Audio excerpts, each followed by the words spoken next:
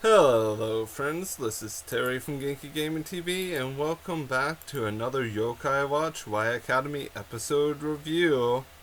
And there's a little bit of a backstory behind why I'm doing this at 5:36 p.m. instead of earlier. Normally, if I'm home and I do a episode review, it's in the morning or early evening. That is not the situation here because I've been binge watching Lock and Key on Netflix. Guys, you need to watch it. If you've liked stuff like this or like Lemony Snicket, Tale of Unfortunate Events, where kind of like magic kind of exists in a world, but the magic is bound to certain things or people. I'm like 5 episodes in. Like I literally sat down this morning at like 10 o'clock and watched like 4 episodes in a row or 5. I keep forgetting. Well, I just forgot that I watched 1 last night and then 4 in a row today. And then I exercised, I ate, and I did a couple other things. But yeah, this episode 16, is Futo-cho not good at getting handsome? Or Futo-cho wa ikemen o suki ni natte wa dame desu ka? This is a horrible title for this episode. Just because of the fact that it's kind of just a title to be a title, in all honesty. But this episode has been much better than some of the past episodes, and I'm saying this really lightheartedly because this episode is focused solely on our little love pair of Kumako and Ranto. And I wish I could come up with a very witty title, but I have no witty titles. But Kumako and Ranto being together, it discusses backstory, it discusses their friendship. We get a lot of plot stuff about the aliens as well, like more Nayu stuff that is going on. But let's discuss the opening scene here. The opening scene shows the Mothership above the Earth. At least I'm calling it the Mothership, because the way it's being perceived is it's the main ship. We get a little bit of a backstory that Kumako is not allowed to share anything about the Alien Watch or YSP with anyone that is not a part of her team, or that is not the principal or Miss Natsuki Inra. But Nayu busts in the room with her alien force and begins to abduct Kumako and friends. Ranto and I guess his vice president of the student body. I don't know the guy's name because he's kind of a background character, but he's so much in the forefront of things that I should know his name, but I don't know his name.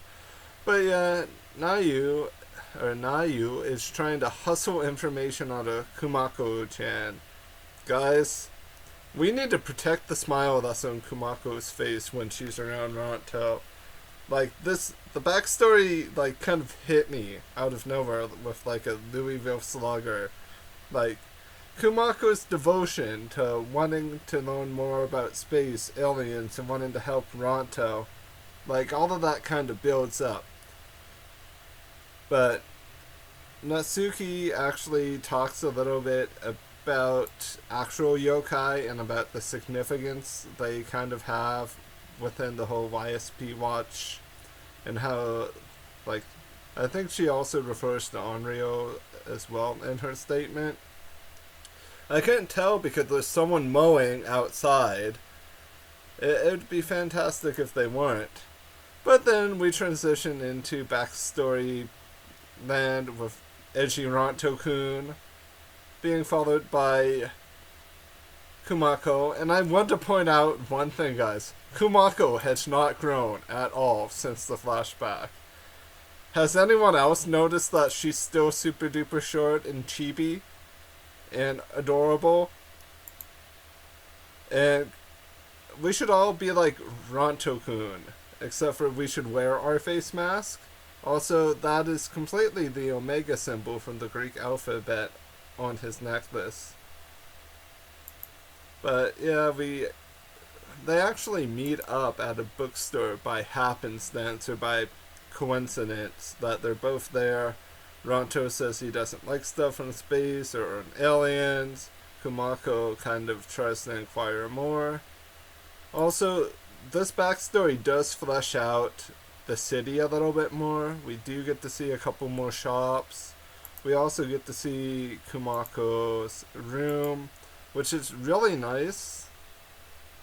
It even has a upstairs or a little loft, which is something you wouldn't typically think of for like her room maybe. And it has a huge desk, like what you would see a architect use, like a huge desk where you would have enough space to really plot out a house or a building or a bridge or something. But Kumako has a cube, not like from Portal, but a cube with alien symbols on it. And both the cube and Ranto's necklace begin to glow. No, it's not Digimon reference time, because he's not a Digidestined. But Kumako gets on the CB radio. Yes, they still exist, and Kumako is almost too short to use the CB radio. What I'm trying to say is, had the table the CB radio had been on, if that was a bit bigger, Kumako would have to stand on her tippy toes. No, I am not making short jokes. I'm just pointing out how it's almost bigger than what she is.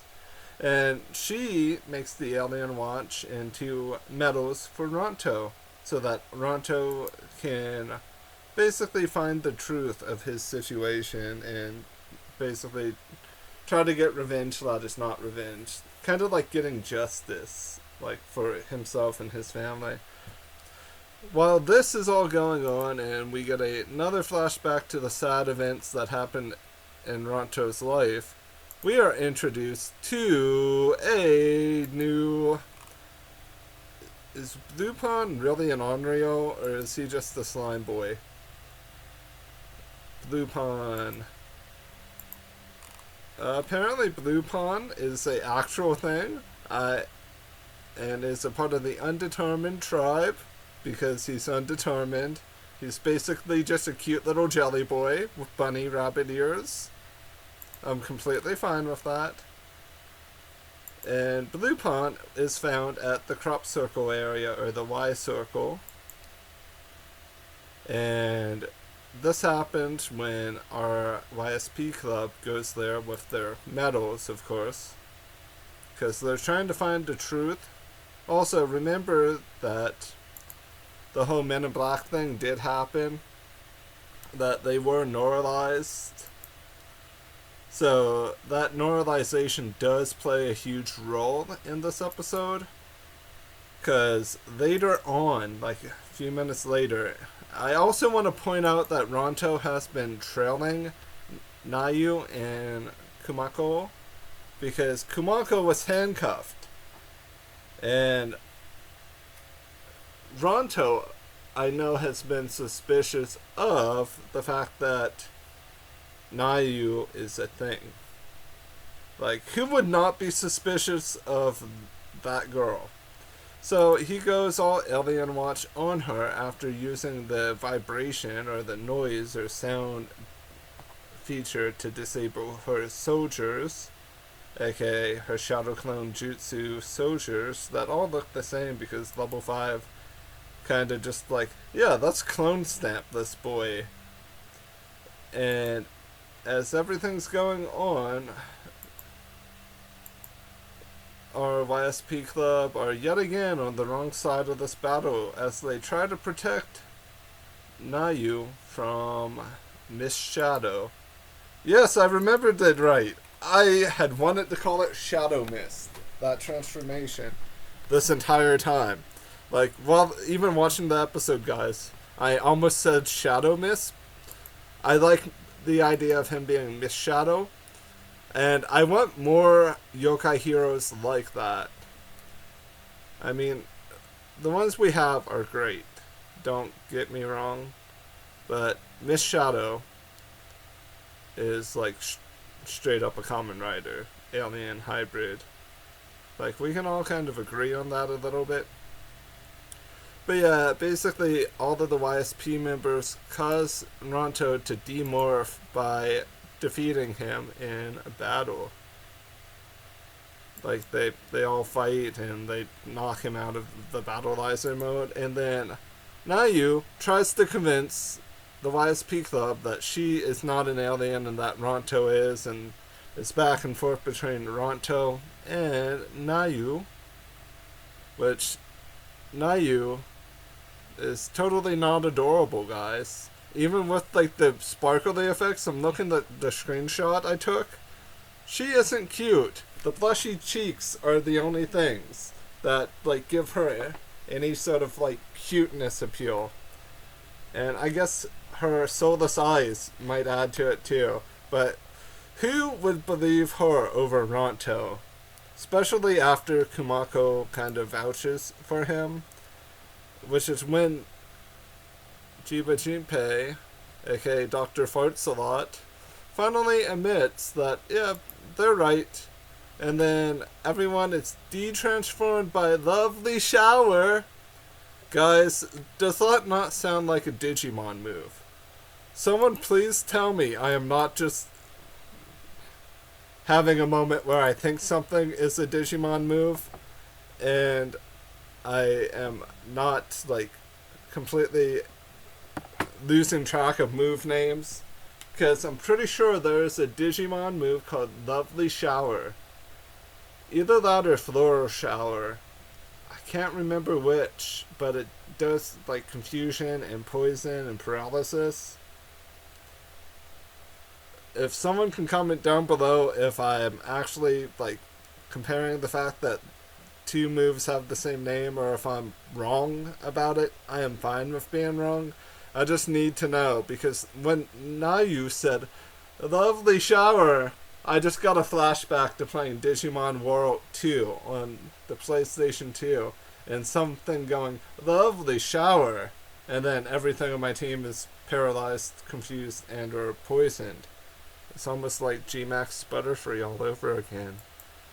Wow, another reference. But we get to see Kingo Benimaru again, but Blue Pond style. Blue Pond is the MVP.